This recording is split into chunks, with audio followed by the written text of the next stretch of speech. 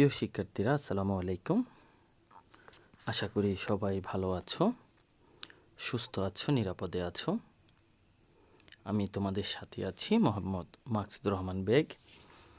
আজকে তোমাদের পাঠ্য বইয়ের তথ্য ও যোগাযোগ প্রযুক্তির ৪র্থ অধ্যায়ের ওয়ার্ড প্রসেসিং নিয়ে আলোচনা করব। এখানে তোমাদেরকে আমি ধারাবাহিকভাবে প্র্যাকটিক্যালগুলো দেখানোর চেষ্টা করব। সম্পূর্ণ অধ্যায়টি ভালোভাবে দেখবে। যদি কোনো কিছু না বুঝে থাকো অবশ্যই আমাকে জানাবে, আমি তোমাদেরকে সেগুলো পুনরায় ব্যাখ্যা করব। পররাষ্ট্র মন্ত্রণালয়ের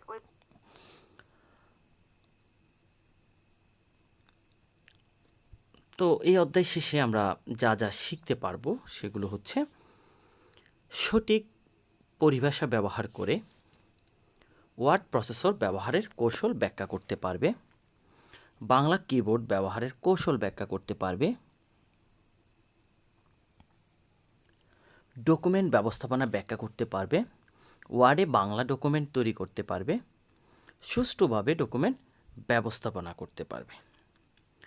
তো ওয়ার্ড প্রসেসিং বা বাংলা কিবোর্ডের ব্যবহার। ওয়ার্ড প্রসেসিং জিনিসটা কি? অর্থাৎ আমরা যদি কোনো লেখাকে কম্পিউটারের কোনো একটি সফটওয়্যারের সাহায্যে যদি বাংলা, ইংলিশ এবং বিভিন্ন ভাষায় লেখালেখি করতে পারি, সেগুলোকে ওয়ার্ড প্রসেসিং বলা হয়। কয়েকটি ওয়ার্ড প্রসেসর সফটওয়্যার আছে, যেমন মাইক্রোসফট ওয়ার্ড সবচেয়ে বেশি ব্যবহার করা হয়ে থাকে আমাদের কম্পিউটারে, এটা সবাই ব্যবহার করে থাকি। তার সাহায্যে আমরা বাংলা, ইংলিশ এবং অন্য যে কোনো ভাষা আমরা লিখতে পারি। তো তোমরা ইতিমধ্যে জেনেছ আমরা এখন লেখালেখি, ছবি আঁকা সহ অনেক কাজ করতে পারি কম্পিউটার ব্যবহার করে। ওয়ার্ড প্রসেসিং ব্যবহার করে তোমরা এরই মাধ্যমে ইংরেজিতে ডকুমেন্ট টাইপ করতে শিখেছ। অর্থাৎ তোমরা বাসায় যদি ট্রাই করো তোমরা অনেক কিছুই নিজে থেকে করতে পারবা। অর্থাৎ তোমরা স্মার্টফোনের সাহায্যে কিন্তু লেখালেখি করে থাকো।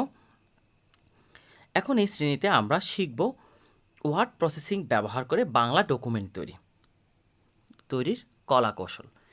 এখানে আমরা যে একটা কিবোর্ড দেখতে পাচ্ছি, কিবোর্ড হচ্ছে একটি ইনপুট ডিভাইস, যার সাহায্যে আমরা কম্পিউটারকে কমান্ড করে থাকি। বিভিন্ন লেখালেখি বা বিভিন্ন ফাংশনের কাজগুলো আমরা কিবোর্ডের মাধ্যমে করতে পারি। যেমন দেখো এখানে অনেকগুলো অক্ষর আছে, সংখ্যা আছে, বিভিন্ন সিম্বল আছে, বিভিন্ন কি আছে, যেগুলোর সমন্বয়ে একটি কিবোর্ড তৈরি করা হয়ে থাকে। এই কিবোর্ডের উপর তোমরা লক্ষ্য করলে দেখতে পারবে সেখানে বাংলা লেখা দেখা যাচ্ছে। অর্থাৎ এই কিবোর্ডের সাহায্যে আমরা বাংলাও লিখতে পারবো। বাংলা লেখার জন্য আমরা দুই ধরনের ফন্ট ব্যবহার করি বা দুই ধরনের সফটওয়্যার ব্যবহার করি। একটা হচ্ছে বিজয়, আরেকটি হচ্ছে অব্র। বাংলা কিবোর্ড জিনিসটা কি? ওয়ার্ড প্রসেসর দিয়ে কোনো কিছু লিখতে গেলে প্রথমেই আমাদের প্রয়োজন একটি কিবোর্ডের। কিবোর্ড হলো ওয়ার্ড প্রসেসরের প্রধান input device. Word processing Bangla লেখালেখি করতে হলে আমাদের বাংলা কিবোর্ড সম্পর্কে ধারণা নিতে হবে। অবশ্যই আমরা যদি লেখালেখির কাজগুলো করে থাকি অবশ্যই সেক্ষেত্রে আমাদের ধারণা নিতে হবে।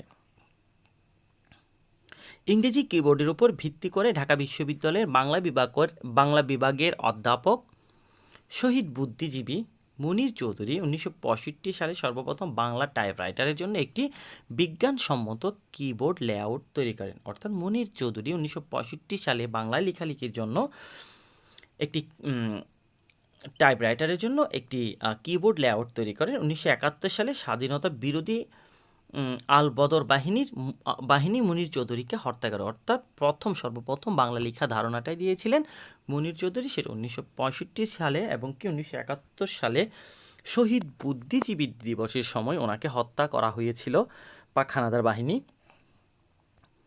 পরবর্তী সময়ে এই কিবোর্ড লেআউটের কম্পিউটারের জন্য করা হয়, কিন্তু প্রয়োজন হয় এমন একটি সফটওয়্যার যা কম্পিউটারে বাংলা লিখতে সাহায্য করবে। এই পর্যায়ে 1985 সালে কিছু বাংলা ফন্ট শহীদ লিপি সফটওয়্যার প্রবর্তিত হয়, কিন্তু এটি তেমন একটি জনপ্রিয়তা অর্জন করতে পারেনি। 80 দশকের মাঝামাঝি থেকে শুরু করে 90 দশকের শেষের দিক পর্যন্ত অনেকগুলো বাংলা লেখার সফটওয়্যার বাজারে আসে, যার মধ্যে বিজয়, প্রশিকা শব্দ, প্রবর্তনা, লেখনী প্রভৃতি প্রথম সারিতে ছিল। সফটওয়্যার উন্নয়নের কারণে এবং বিভিন্ন সফটওয়্যারের সাথে সঙ্গতিপূর্ণ হওয়ায় বিজয় সফটওয়্যারটি ব্যাপক জনপ্রিয়তা লাভ করে, অর্থাৎ বিজয় কিন্তু ওপেন সোর্স না, সেটা কিনে ব্যবহার করতে হয়। অর্থাৎ উম, বিজয় বিজয়ের মাধ্যমে প্রথমে আমরা কিবোর্ডে লেখালেখি বাংলা লিখতে পারি, আর আমাদের ম্যাক্সিমাম জিনিসেই বাংলা লিখতে হলে বিজয়টাই দিয়ে আমরা বেশি লিখি অফিসিয়াল ডকুমেন্টগুলো। কিন্তু সবচেয়ে সহজ হচ্ছে অব্র। এখানে তোমরা একটা কিবোর্ডের লেআউট দেখতে পাচ্ছ, সেখানে বাংলা অনেকগুলো শব্দ আছে, সংখ্যা আছে, বিভিন্ন সিম্বল আছে। ওয়ার্ড প্রসেসর বিজয় কিবোর্ড সচল করতে কন্ট্রোল অল্টার বি একসাথে চাপতে হয়। অর্থাৎ ওয়ার্ড প্রসেসরে বাংলা লিখতে হলে বিজয় লেআউট টানতে হলে কন্ট্রোল অল্টার বি চাপতে হবে। বিজয় কিবোর্ড যে কোনো দুটি অক্ষরকে যুক্ত করতে হলে প্রথম অক্ষরটি চেপে ইংরেজি জিতে চাপতে হবে, তারপর দ্বিতীয় অক্ষরটি চাপতে হবে। বিজয় লেখাটা একটু কঠিন, যুক্তবর্ণগুলো আহ,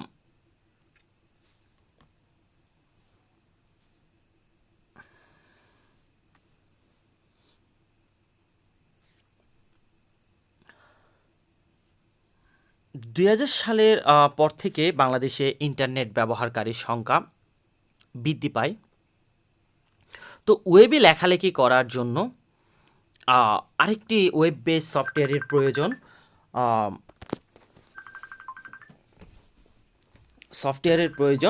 আর সেই সফটওয়্যারটি এরকম একটি ইউনিকোড সম্পন্ন, অর্থাৎ যা সকল কম্পিউটারে সাপোর্ট করে, বা ইউনিকোড হচ্ছে আম, এমন একটি কোড যার সাহায্যে আমরা অনলাইনে লেখালেখি করতে পারি, যেটা আমাদের কম্পিউটারে সরাসরি বুঝে। 2007 সালে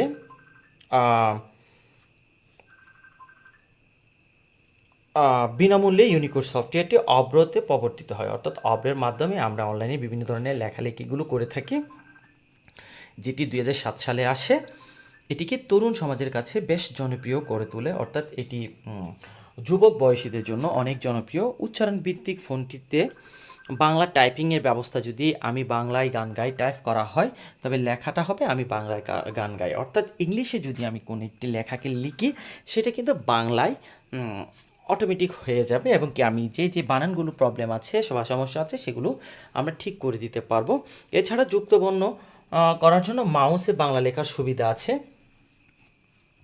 অধিকাংশ সফটওয়্যারে কিন্তু শহীদ মুনীর চৌধুরীর উদ্ভাবিত মুনীর অপটিমা কিবোর্ড লেআউটের অন্তর্ভুক্ত করা হয়েছে, অর্থাৎ শহীদ মুনীর চৌধুরী থেকেই নেওয়া। আশা করি তোমরা বাংলা কিবোর্ড সম্পর্কে আমি তোমাদেরকে ধারণা দিতে পেরেছি।